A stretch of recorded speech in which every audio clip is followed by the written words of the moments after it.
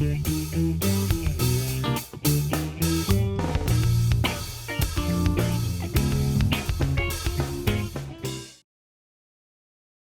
use portfolios in my mathematics classroom so that kids can look at their learning process. And I've got folders in a spot in my room, and the kids will keep their assessments in there. And then just any of the problems that they found were more meaningful for them. And they tend to be problems that are more in depth. I'm trying to think of a good example. Right now, they're working on these time management problems where they're dissecting how they spend every moment of their day for the course of a week. And we're actually doing this in conjunction with some work we're doing on stress management. So we're having them analyze, they're creating data, and then we're gonna have them analyze that data so that they can make decisions to stop watching so much TV. But anyways, a lot of kids love that project because it's about them. And so I imagine a lot of those will be going into the portfolio. And then towards the periodically kind of mid-year and towards the end of the year, I do have them go back through and look through their work and decide, okay, what am I really proud of? What really shows learning? And I give them some prompts on that. And they write a reflection on the work they've done in math, what they've learned, really trying to take a look at how they best learn. And sometimes I've had them write a letter to their 7th grade math teacher as a 6th grade math teacher to let them know, here's how you can help me with math. Here's what I've learned about how I learn. And I think it's a nice way to showcase student work and to have them feel good about their learning.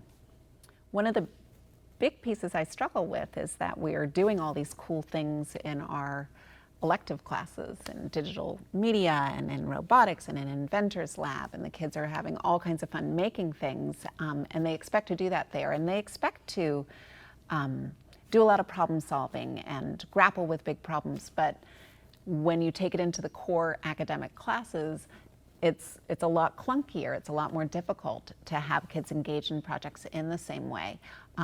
There's the struggle that the teachers are having, that they have a lot of content that they need to cover, and how much time can they give to something where, especially if they don't really know what the outcome is going to be. In a lot of these projects, you don't necessarily have a sense of where it's going or how long it's going to take to get there, and that's pretty scary for teachers.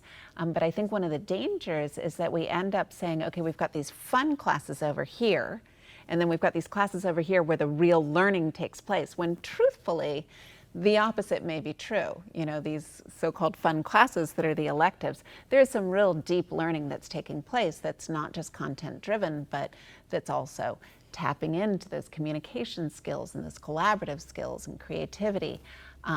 Whereas there's a lot of lost learning in an academic classroom that doesn't take the time to delve deeper and make more meaning.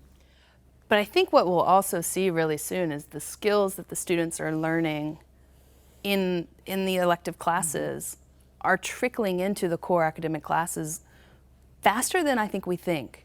I absolutely agree with that. And so when teachers are open to allowing, instead of writing a paper on a biography, let's make a documentary video about this person. So allowing student choice and how am I going to present this information, they're going to use these skills that they're more passionate about, and they're naturally just going to be more invested into it. So I think that the skills that they're learning outside, when teachers are going to be open to it, the students are ready to bring it into the classroom. I agree.